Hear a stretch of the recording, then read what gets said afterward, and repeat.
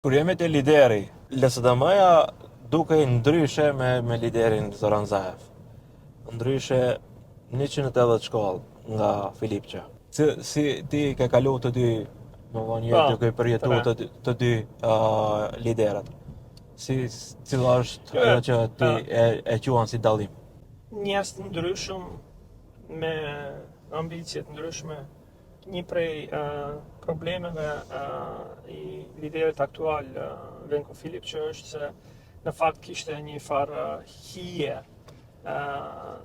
të marrë prej Zoran Zaev dhe njerëzit e lidhin relativisht, kështu që i duhet pak kohë të tregon se cili është misioni i qartë i tij. A ka guximin e Zaevit? Për ata që e njohin po, bile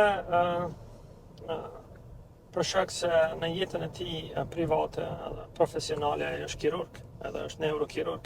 Ndonjëherë për disa gjëra ka guxim akoma më të madh, sepse neurokirurgi duhet bën vendim për momentin, në sekonda për jetën e njeriut, kështu që edhe ky ka guxim.